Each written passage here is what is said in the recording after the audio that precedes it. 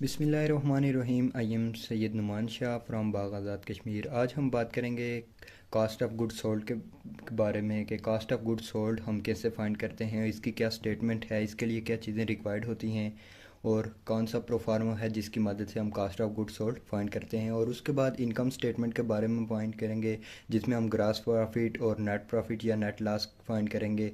देखते हैं सबसे पहले कि हम कास्ट ऑफ गुड सोल्ड कैसे फाइंड करते हैं। ये मैंने एक क्वेश्चन लिया है कास्ट ऑफ गुड सोल्ड का। हमने cost of good sold statement बनानी है जिसकी मदद से हमने cost of good sold find करनी है। ये मेरा क्वेश्चन है, prepare cost of good sold statement. ये accounting department of the a company provide the following data for the month June 2020।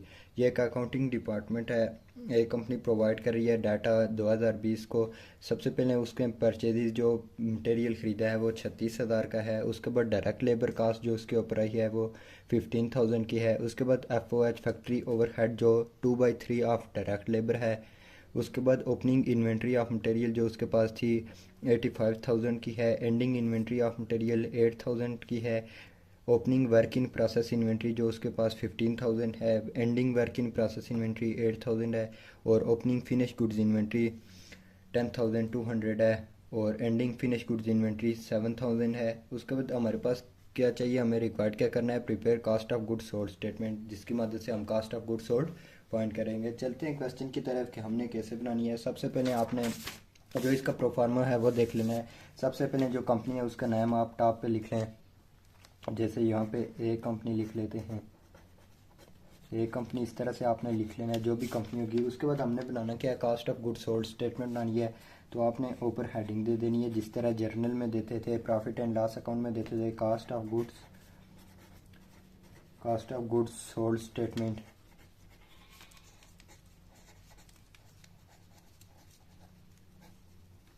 For the year ended जो भी आपका ईयर है,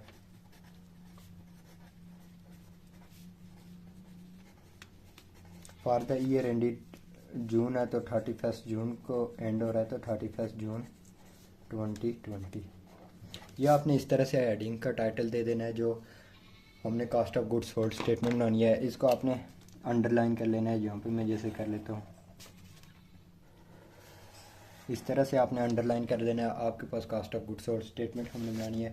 सबसे पहले जो इसका प्रोफार्मा होता है, अगर आपके पास किसी तरह भी का भी कोई क्वेश्चन है, अगर किसी में आपके पास एंडिंग इन्वेंट्री ऑफ मटेरियल अगर नहीं दी हुआ, वर्क इन प्रोसेस इन्वेंट्री नहीं दी हुआ, फिनिश गुड्स इन्वेंट्री नहीं दिया हुआ या कोई भी चीज़ नहीं दी हुई, लेकिन प्रोफार्मा आपने सेम जो मैं बनाऊँगा इस तरह से बनाना है। प्रोफार्मा हमेशा आपका सेम रहेगा और ये कभी चेंज नहीं होता। सबसे पहले आप लिखते हैं opening inventory of material.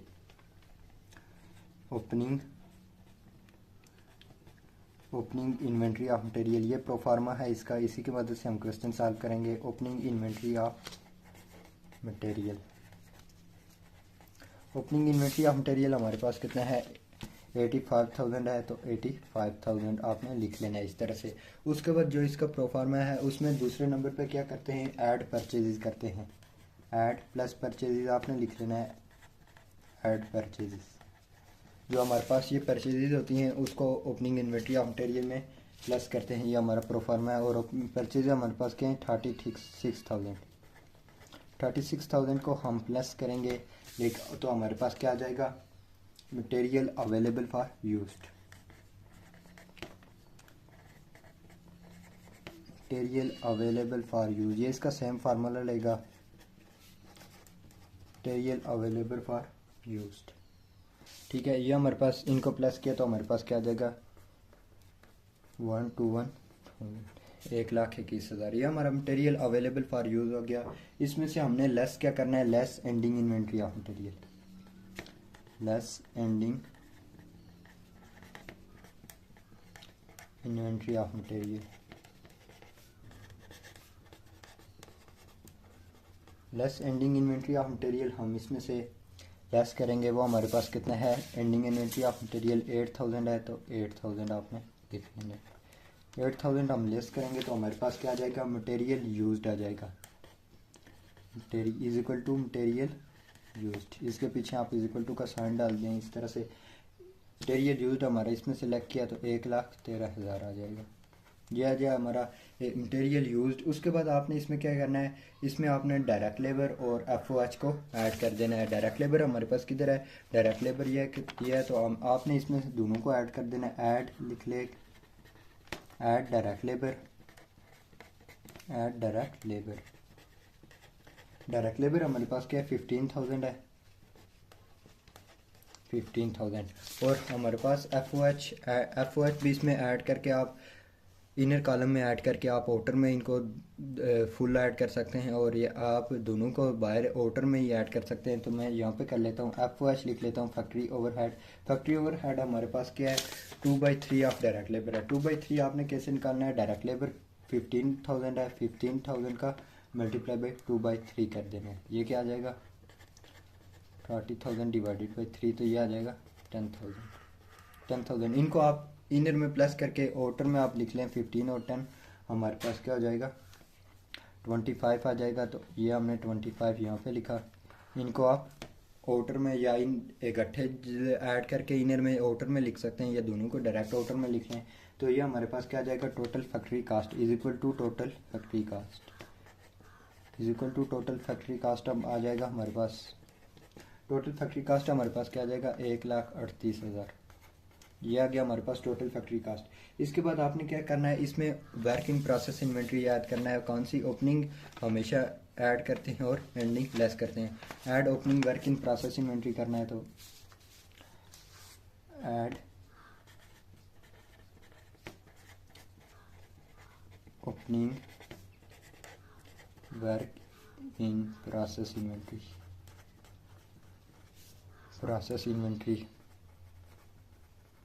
Add opening work in process हमारे पास क्या है, 15,000 है, तो 15,000 को हम ऐड करेंगे। 15,000 है हमारे पास ये है, तो इसको हमने ऐड किया, तो हमारे पास आ जाएगा cost of goods available for manufacturing.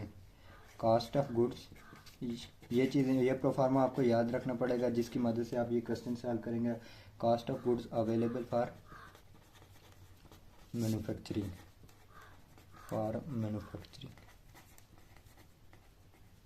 Manufacturing ये हमारे पास कितना आ जाएगा, इसमें 153,000। ये आ गया हमारे पास cost of goods available for manufacturing. अब लेस करेंगे किसको, ending work in process inventory को। एंडिंग हमेशा लेस करते हैं और ओपनिंग ऐड करते हैं। Less ending work in process inventory, less ending work in process inventory को हम लेस करेंगे। ये हमारे पास है कितनी लेस, तो 8,000 है। 8,000 है हमारे पास ending work in process inventory हमारे पास 8,000 है।